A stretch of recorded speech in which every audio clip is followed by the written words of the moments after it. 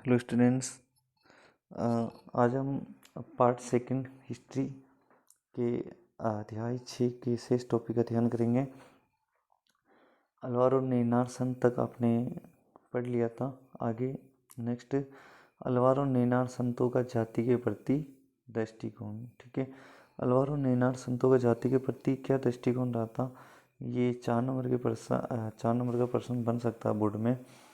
तो इन संतों का जाति के प्रति क्या दृष्टिकोण रहता है ये पता है आपको। अलवार विष्णु संत है और नैनार कौन है, शिव भक्त है। ठीक है, तो अलवार व नैनार संतों ने जाति प्रथा ब्राह्मणों की प्रभुता का विरोध किया था। अलवार और नैनार दोनों प्रकार के संतों ने जाति प्रथा और ब्राह्मण वर्ग की जो प्रभुता पूरे देश में व्याप्त थी उसका क्या किया था, विरोध किया था। और भक्ति संत विभिन्न समुदायों से थे, जैसे शिल्पकार, किसान, ब्राह्मण और कुछ तो स्पर्शी जातियों से थे। यानी जो भक्ति संत थे अलवार और नैनार, इसमें विभिन्न समुदाय और जातियों से एक तरह से संत बने थे। इसमें देखो शिल्पकार भी थे, किसान भी थे, ब्राह्मण थे और कुछ तो जो ऐसे संत आपको देखने को मिलेंगे जो स्पर्शी जातियों से थे। यानी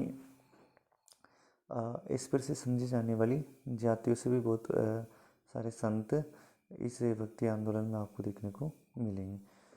तो इन संतों की रचना को वेद जितना महत्वपूर्ण माना गया। और ये जो संत थे अलग अलग वर्गों से ये संत बने थे। इनके द्वारा जो रचना लिखी गई थी, रचनाएं जो इनकी पुस्तक है उनको एक तरह से बहुत ही महत्वपूर्ण माना जाता है। और किसके बराबर दर्जा दिया है, वेद के बराबर। ठीक है, जितना वेद इम्पोर्टेंट था उतनी इम्पोर्टेंट किसकी रचना मानी गई है, इन संतों की रचना। नलियिरे दिव्य प्रबंधम का वर्णन तमिल वेद के रूप में किया जाता है। इसका महत्व संस्कृत के चारों वेदों के बराबर बताया गया। नलियिरा दिव्य प्रबंधम जो एक तरह से रचना है भक्ति संतों की, तो इस रचना को एक तरह से वेद के समान, चारों वेद के समान एक तरह से इसको दर्जा दिया गया है। चारों वेदों के इसको बराबर इसको माना गया है। ठीक है, तो ये पुस्तक याद रखनी है, रचना नलियिरा दिव्य प्रबंधम, चारों वेद के बराबर इसको माना गया। तो अलवार और नैनार संतों के जाति के प्रति दृष्टिकोण को आपको लिखना है 3-4 लाइनें इसमें अच्छे से। कि पहली बात तो ये कि जाति प्रथा को नहीं मानते थे और ब्राह्मण वर्ग की जो प्रभुता पूरे देश में थी उसको स्वीकार नहीं करते थे। भक्ति संत जो थे किसी जाति प्रथा को नहीं मानते थे और विभिन्न जातियों से बहुत सारे संत बने थे। यानी सारे संत जो थे अलग अलग जाति समुदाय से संबंधित थे। इन संतों की रचना को जो ये संत थे इनकी जो रचनाएं थी उनको वेद के बराबर माना गया है। और जो नलियिरा दिव्य प्रबंधम जो एक तरह से रचना है, इसको तो चारों वेद के बराबर माना गया, बताया गया। ठीक है, अगर प्रश्न पूछ ले कि किन्हीं 2 स्त्री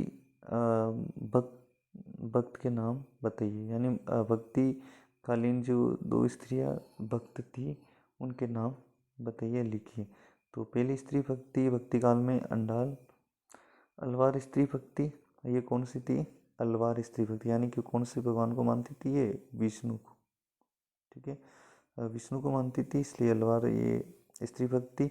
विष्णु की प्रेयसी मानकर अपनी प्रेम भावना को छंदों के रूप में व्यक्त किया था। अंडाल नाम की जो ये स्त्री है, इन्होंने विष्णु को एक तरह से अपना प्रिय मानकर, एक तरह से अपना पति मानकर अपनी प्रेम भावना को इसमें व्यक्त किया था इन्होंने छंदों में। यानी छंदों में एक तरह से अपनी प्रेम भावना को इन्होंने व्यक्त किया था। और ये अलवार स्त्री संत थी। ठीक है, दूसरी है क्रेकाल। ठीक है, क्रेकाल अमियार, दूसरी जो स्त्री संत है वो क्रेकाल अमियार है। और ये कौन थी, नैनार स्त्री भक्ति, यानी भगवान शिव को मानती थी। ये किसको मानती थी? भगवान शिव को। ठीक है। इन्होंने शिव भक्ति हेतु घोर तपस्या का मार्ग चुना था और इन्होंने कहा था कि भगवान शिव को अगर प्राप्त करना है तो कठिन तपस्या आपको करनी पड़ेगी। तो ये दो स्त्री संतों के नाम आपको याद रखने हैं। ठीक है, एक अंडाल है और एक कई काल। ठीक है, एक विष्णु संत है और दूसरी कौन है? ये शिव संत है। ठीक है, भगवान शिव को मानती, जिसे नैनार कहा गया। नेक्स्ट देखते हैं नल हीरा दिव्य प्रबंधम। नल हीरा दिव्य प्रबंधम, ये जो एक तरह से रचना है, इसमें जो अलवार 12 अलवार जो संत हैं उनकी एक तरह से रचनाओं का संकलन मिलता है। तो नल हीरा दिव्य प्रबंधम किनकी रचना है? अलवार संतों की। इस संकलन में 4052 रचनाएं शामिल है और इस संकलन के अंदर नल हीरा दिव्य प्रबंधम में कितनी रचनाएं शामिल है? 4000। ठीक है, 52 यानी पवित्र रचनाएं। नेक्स्ट तवरम। ठीक है, तवरम में आपको लिखना है अपार समंदर और सुंदरार।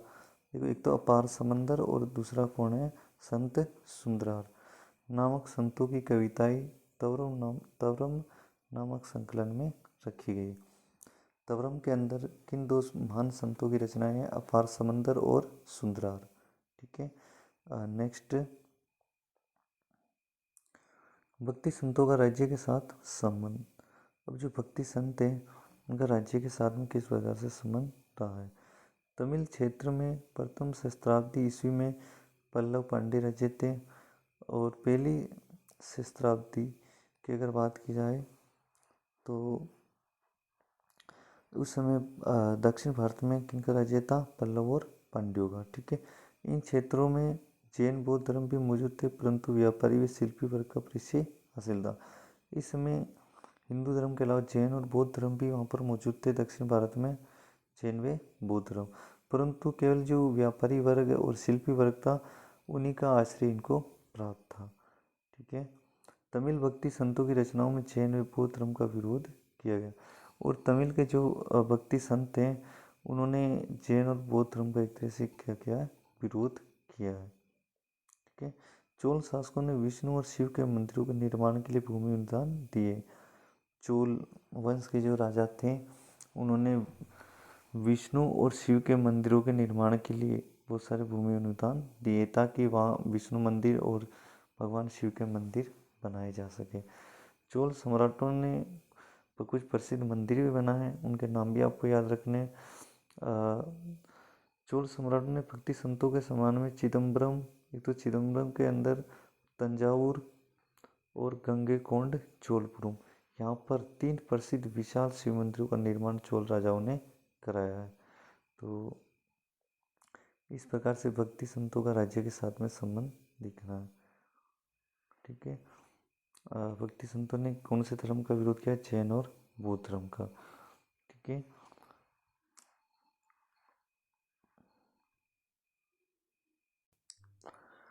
ठीक है, चोल सम्राटों ने जो मंदिर बनाए वो आपको अच्छे से याद रखने हैं। चोल सम्राटों द्वारा बनाए गए मंदिर एक तो चिदम्बरम, तंजावुर और गंगेकोंड चोलपुरम में, तीनों के तीनों मंदिर कौन से देवता को समर्पित है? भगवान शिव को।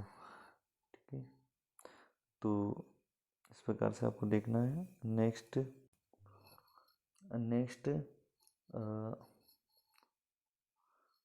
वीर शैव परंपरा। ठीक है, वीर शैव परंपरा एक तरह से 12वीं शताब्दी में एक नवीन आंदोलन का उद्भव हुआ, यानी एक नया आंदोलन चला था 12वीं शताब्दी में। इस आंदोलन का नेतृत्व किसने किया था? बसवना नाम के एक जो संत थे, इन्होंने इस आंदोलन का नेतृत्व किया, जो क्या थे? एक ब्राह्मण थे, जाति से क्या थे? वो ब्राह्मण थे। इन्होंने एक तरह से मूर्ति पूजा का एक तरह से क्या किया है? विरोध किया था। बसवना कलाचुरी राजा के मंत्री थे, इनके अनुयायी वीर शैव लिंगायत कहलाए। बसवना जो थे ब्राह्मण थे जाति से और कलाचुरी के जो राजा थे उनके क्या थे? दरबार में मंत्री थे। तो इनके जो अनुयायी थे, बसवना को जो अनुयायी, उनका अनुसरण करने वाले जो उनके एक तरह से अनुयायी थे, वो क्या कहलाए पीछे? वीरशैव व लिंगायत कहलाए। ठीक है, तो वीरशैव परंपरा क्या है? एक ये नवीन आंदोलन था जिसका नेतृत्व किसने किया था? बसवना ने किया था। और बसवना को जो मानने वाले जो उनके अनुयायी थे, भक्त थे, वो क्या कहलाए थे? वीरशैव व लिंगायत, या वीरशैव कहलाए, और लिंगायत भी उनको कहा जाता है। बसवना ने कहा था एक तरह से हमें मूर्ति पूजा वगैरह नहीं करनी चाहिए, कि हम जब एक तरफ सांप को एक तरह से उसकी मूर्ति के रूप में देखते हैं तब हम उसकी पूजा करते हैं, और जब हम असली सांप को देखते हैं तब उसे मारते हैं।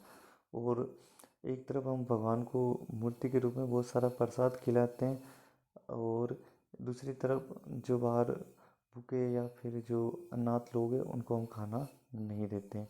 इस प्रकार से बसवना थे, उन्होंने कौन सी परंपरा की शुरुआत की? वीरशैव परंपरा, यानी उनको मानने वाले लोग क्या कहलाए? Veerashaiva. Okay, thanks once again. देखो, जैसे जैसे टाइम मिल रहा है उसमें मैं को सिखाने की कोशिश कर रहा हूँ। वैसे ब्लैक बोर्ड पर पढ़ाना, क्लास में पढ़ाना एक अलग अनुभव होता है, बट फिर भी आप कोशिश करें ताकि कुछ ना कुछ तो हासिल किया जा सके। ठीक है, okay, thanks, best of luck.